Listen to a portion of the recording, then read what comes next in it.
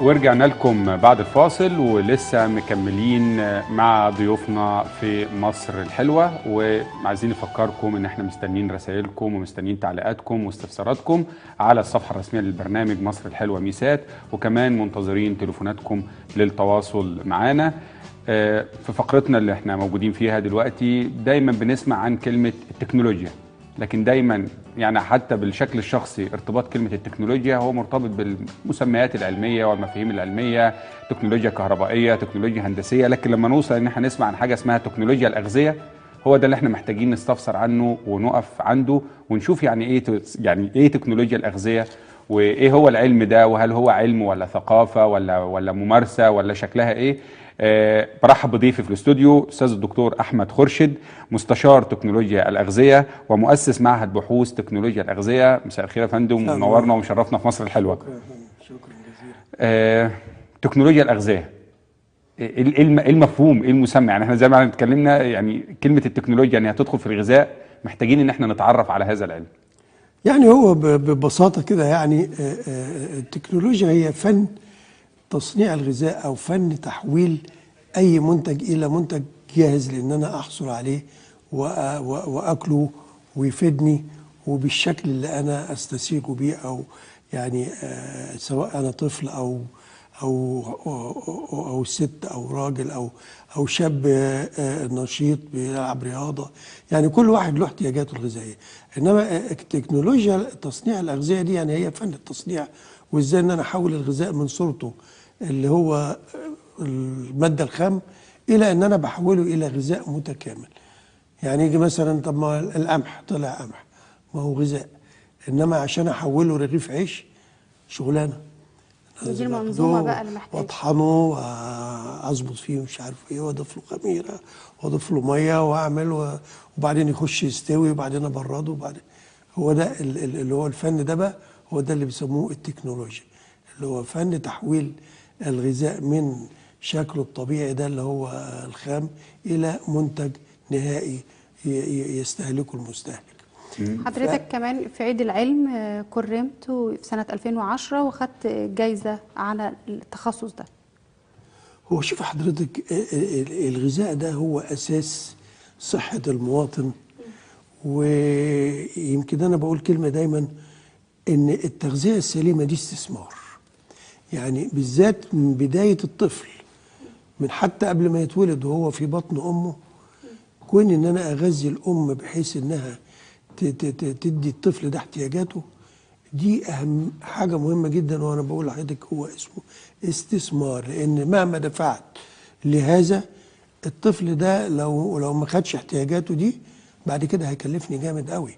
يعني بعض الدراسات قالت هياخد 17 ضعف التكلفه اللي كنت هتغذيه بيها تغذيه سليمه لو ما عملتهاش، او تعلمه انه تفكيره مش مظبوط، لانه هو طالع ببناء مش مظبوط. كله هيطلع اولا مواطن صحته كويسه، هيقاوم الامراض، هيوفر عليك مستشفيات وعلاج وادويه، هيطلع قوي، هيشتغل، هينتج. اذا غير كده لا. طب احنا في المنظومه اللي احنا عايشينها، هل وصل لنا مساله انه فن التصنيع والتغذيه السليمه، وان التغذيه السليمه دي استثمار؟ يعني مؤسسات زي المؤسسات التربويه والمؤسسات التعليميه، هل هي وصل لها من خلال التعاون مثلا في اشكال من التعاون نقدر ان احنا نقول انه بيستثمر في الاطفال في داخل المدارس، في الحضانات، في المنظومات الصحيه، في المستشفيات؟ يعني ده غايب عننا ولا بالفعل موجود واحنا مش شايفينه؟ هو موجود فعلا، بس أنا بيحز فيا شوية عملية الثقافة الغذائية. يعني في ناس كتير ما عندهاش الثقافة الغذائية اللي المفروض أجهزة الإعلام تديها للمستهلك أيا كان هو إيه، هل هو مثقف أو نصف مثقف أو عالي التثقيف. يعني أنا عايز أديله المعلومة بشكل مبسط علشان يبقى عنده ثقافة غذائية، أكل إيه وليه وأكل إزاي. ده حتى إحنا وصلنا إلى إن ازاي اكل في حدود دخلي صح، يعني اكل اكل كويس وكافي ويتناسب مع مستواي المادي والدخل يعني الاقتصادي. ممكن انا اصرف فلوس اكتر وباكل غلط، وممكن اصرف قليل واكل صح. يعني مثلا اقول لحضرتك حاجه، المواد الغذائيه هنقولها ببساطه كده، يعني يا ريت. ايه الغذاء؟ يعني المواد الغذائيه بنقول فيه كذا مكون. المواد اللي بتديني الطاقه اللي هي النشويات النشويات والسكريات والزيت. وعشان برضو الناس تعرف الزيوت والدهون بتدي ضعف الطاقة اللي بيديها السكر. يعني لو كلت جرام سكر وجرام زيت أو دهن، جرام الزيت هيدي لك ضعف الطاقة بتاعت جرام السكر. وإذا ما حرقتش الطاقة دي فرصة حلوة يا جماعة، اللي بيعمل الرجيم يسمع كويس جدا. إذا ما حرقتش الطاقة دي هتتحول إلى سمنة. يعني بالظبط الأكل اللي باكله ده زي البنزين بتاع العربية. اما اكله لازم اتحرك واحرق هذا الاكل اللي كلته. لو اما عملتش ده هيتخزن في جسمي. اول ما تخزن دخلت بقى موضوع السمنه، تحول بقى الى امراض السمنه وامراض القلب والشرايين والكلام ده. دي اول حاجه اللي هو مصادر الطاقه. انا عايز طاقه. الحاجه الثانيه البروتين. البروتين انا عايزه علشان يدي جسمي الخلايا والانسجه والعضلات والكلام ده، وده موجود طبعا في حاجات كتيره اللي هي بروتين حيواني وبروتين نباتي. بعد كده بيجي عندنا حاجه اسمها الفيتامينات والمعادن. طب نقف عند ايه البروتين اللي ممكن يتاخد وما يكونش غالي؟ انا مش قادره اجيب لحمه ومش قادره اجيب اي منتجات للحوم. هناخد مثلا الفول. يا بنت دخلتي بقى في البروتينات. هندخل في الفول بقى والحاجات دي. والفول حتى غلي شويه اليومين دول. وصل ل 10 جنيه تقريبا. كان لسه حد بيتكلم. بس برضه هقول لحضرتك حاجه. يعني احنا قلنا عشان خلينا نقرب للناس زي ما حضرتك قلت. انا عايز وجبه صغيره عشان الغذاء يبقى متكامل. الثقافه الغذائيه. يعني احنا قلنا الغذاء عشان يبقى فيه كذا مواصفه للغذاء. نمره 1 يكون يحتوي على المواد اللي قلناها دي. نمره 2 تكون هذه الكميات فيه متوازنه. يعني في نسبة كبيرة من مثلا المواد الطاقة يليها مثلا نسبة البروتين تبقى أقل. لو هو بيتحرك أكتر، لو هو بيفكر أكتر، كل حاجة أعتقد لازم يكون هذا الغذاء كميته كافية ليا وتناسب سني ونشاطي. غير كده لازم يكون خالي من أي مواد ضارة بالصحة، سواء مواد هي إيه يا دكتور؟ اي مواد ضاره بالصحه. السكر والملح من الحاجات لا مواد ضاره بالصحه اللي هي مثلا يعني الاسماء الرش مثلا ميكروبات، تلف، كيماويات، اشعاع، اي حاجه بتصيب هذا الغذاء بشكل يضرني ممنوع. اكون ضامن سلامته يعني. لازم نكون عندنا الحته دي، نؤمن ان يكون خالي من اي مواد ضاره بالصحه. وفي حاجه بحطها في الاخر كمان، ان انا احب هذا الاكل اكله بشهيه واحبه. وثالث حاجه يكون في جيبي ثمنه.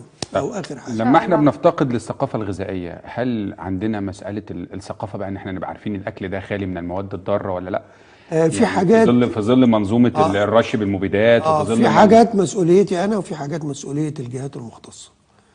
يعني انا مثلا ما اقول لك ايه، السمكه لازم تشوفها هل عينها واضحه، هل فيها ريحه مش طبيعيه، هل لما تشيل الخياشيم لونها احمر ولا كده. دي حاجات بتاعتنا انا كمواطن لازم احرص ان انا اكون عارفها يعني. انما في حاجات بقى مسؤوليه الدوله او مسؤوليه الجهاز المختص، ان هي لما يجي لي صفقه غذاء من حته معينه لازم يخش يتشاف فيها الحدود المسموح بها من المواد اللي قد تؤثر عليا.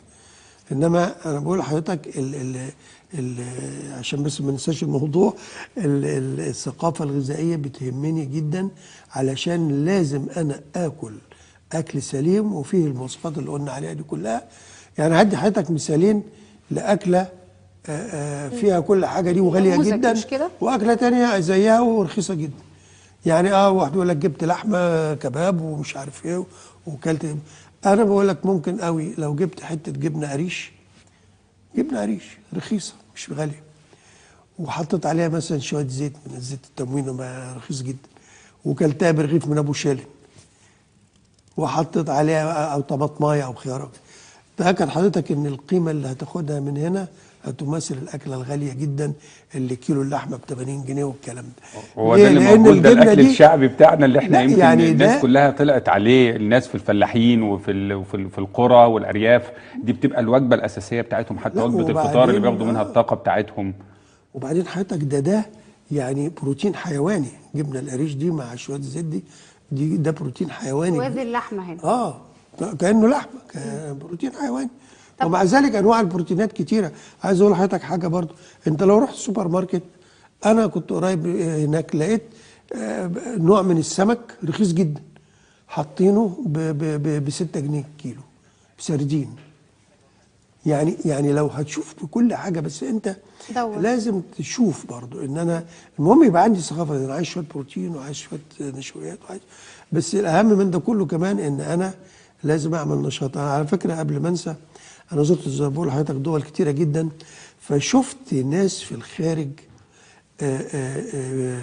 يعني اسمهم الامش، هم لهم دول كتيره. يعني انا اخر مره شفتهم كان يمكن في الولايات المتحده، معمرين يعني بيعدي ال 100 سنه عادي. هم عندهم يمكن صحة وطاقة. ده بقول لحضرتك واحد كان معدي ال 100 بيسلم على يعني هزني وهو بيسلم، يعني مش بس يعني انه عايش، لا ده شديد. فلخص لي اللي بقول له قول لي ايه السر يعني انه كنتوا حاجه جميله، صحه وعمر طويل.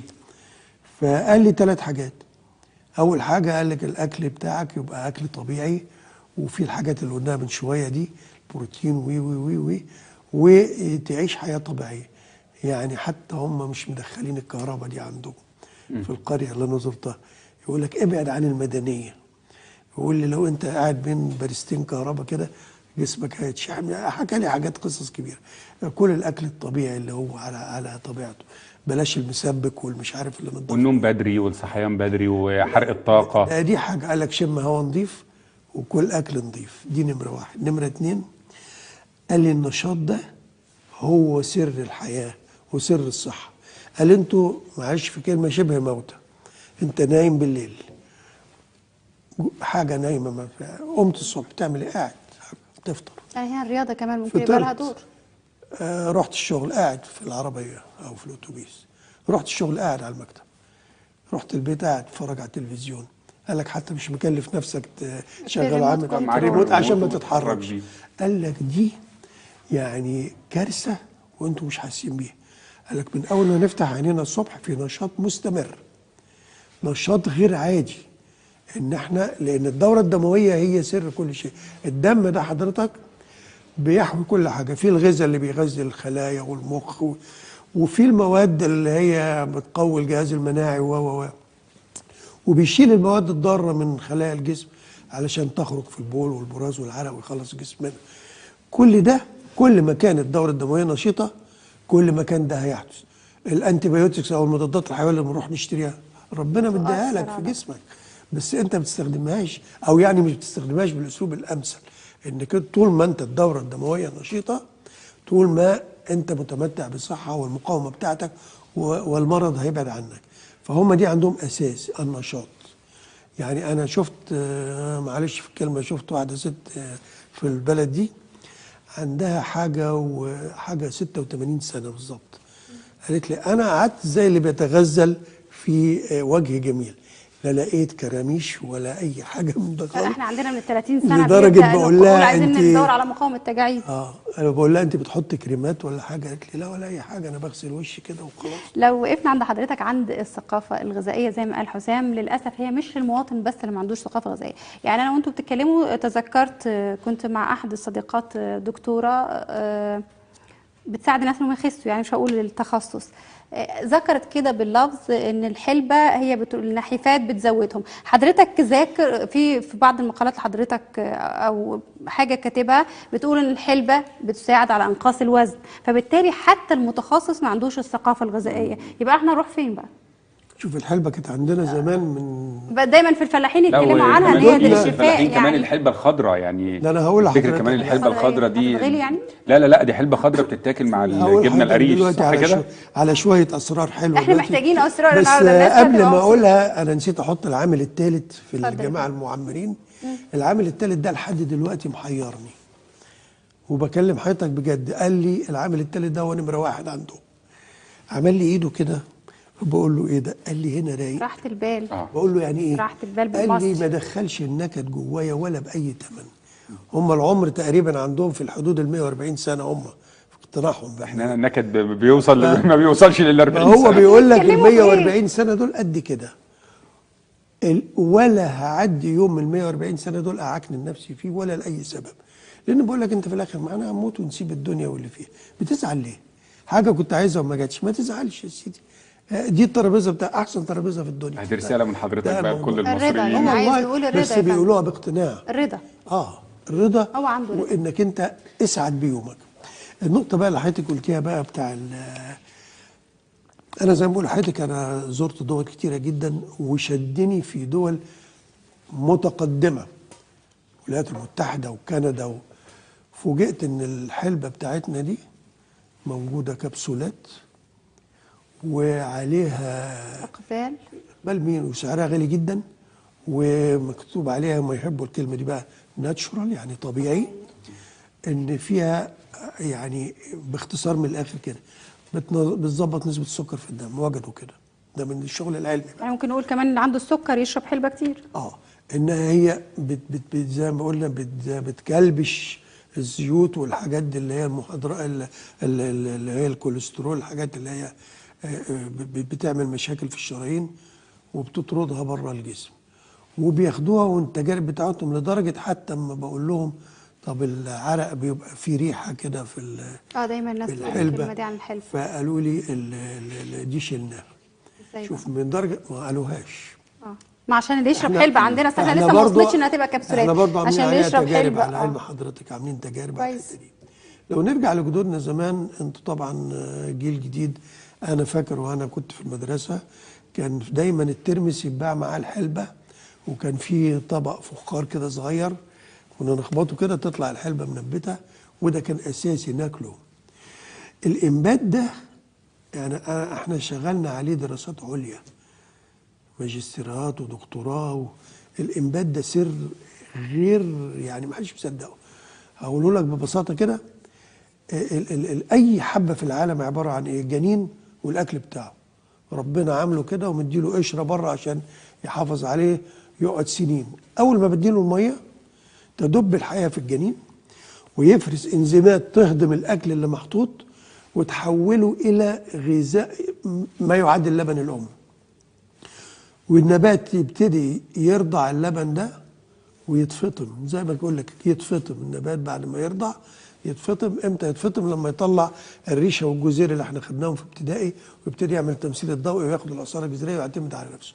درسنا الكلام ده بقى علميا، سبحان الله سبحان الله، لقينا ال ال ال ال ال ال ال المواد الغذائيه بقت مهضومه سهله الهضم جدا، لقينا مواد ضاره بالصحه بتروح. يعني دلوقتي في الفول بنيجي للستات دلوقتي نقول لهم اعملوا فول انقعيه ليله في الميه، لان في ماده بتربط الحديد وتخلي ما يمتصش يعمل انيميا والكلام، لان الماده دي بتروح اثناء الانبات. حته برضه مش عايز انساها دلوقتي، البروكلي سمعتوا عنه؟ البروكلي ده بيتباع دلوقتي في عامل زي القرنبيطه لونه اخضر. ده ثبت علميا انه بيقوي المناعه وبيقاوم السرطان، واسعاره رخيصه، مش غالي. وموجود في مصر في كل انا مش بروح للخضار يعني. لا ده جميل جدا. لا انا مش بشتري يعني، مش بعرف اشتري. الجهاز المناعي ويقاوم السرطان. شوف بقى حبيبي بيحصل ايه.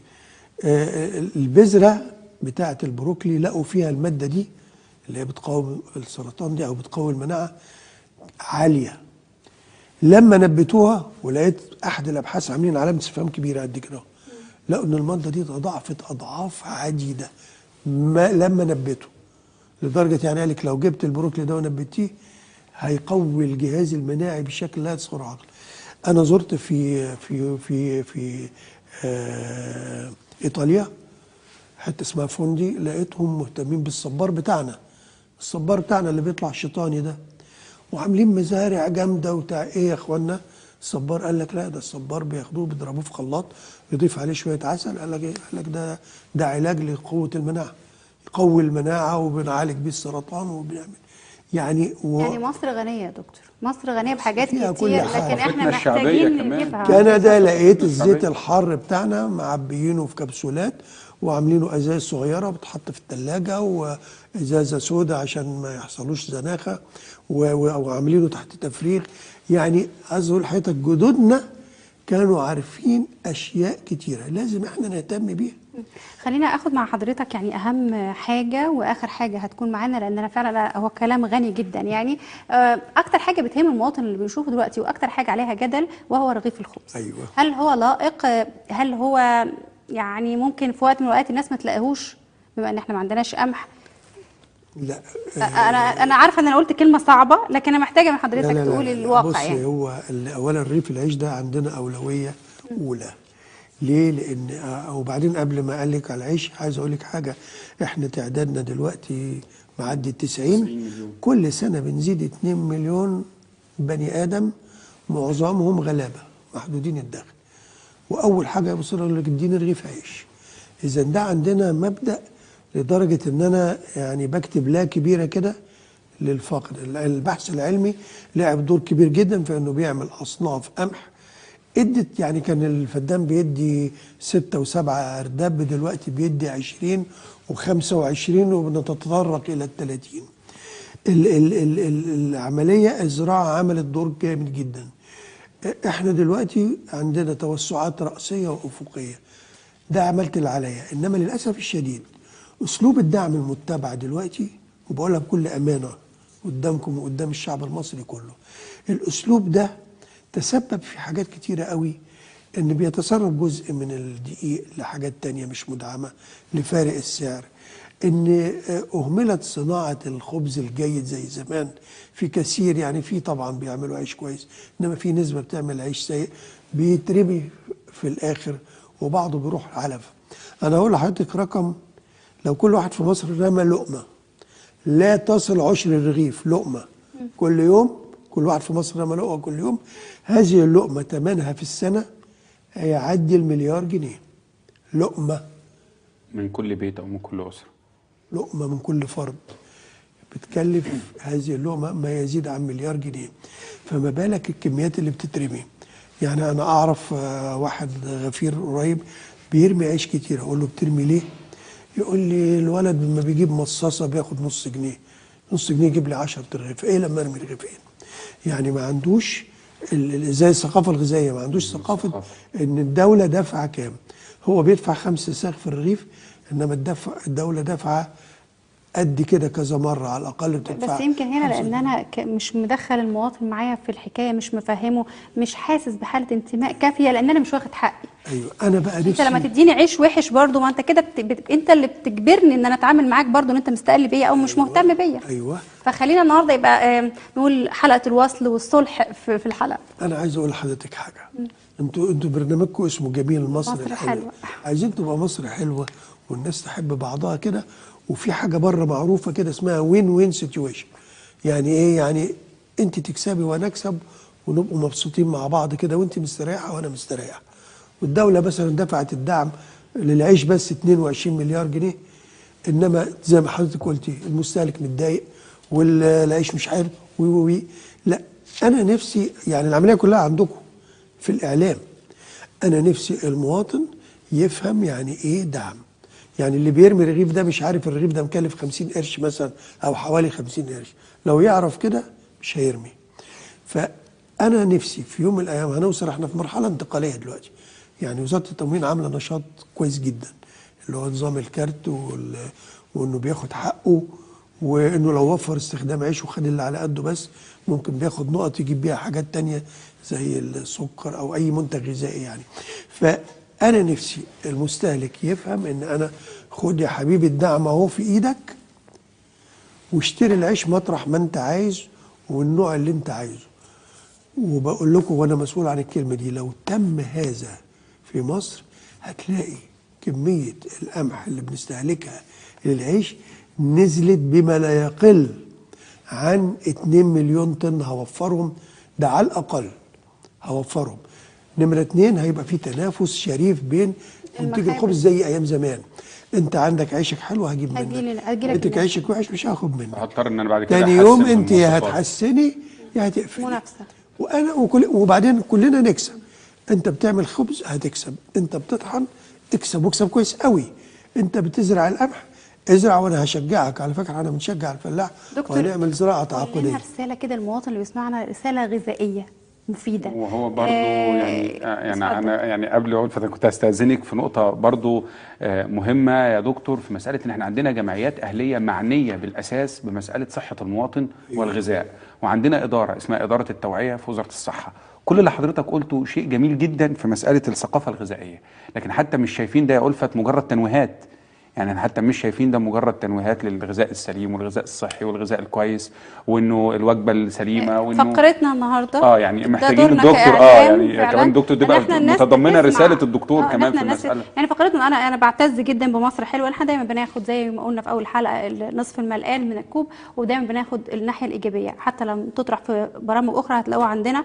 وهناخد من حضرتك برضو الرساله الاخيره والغذائيه، نقول للمواطن اللي بيسمعنا دلوقتي انا مواطن بسيط وغلبان من بتاع الجبنه والزيت. لا ده في حاجات كتير. طيب هنقول لهم ايه بقى؟ ده نموذج.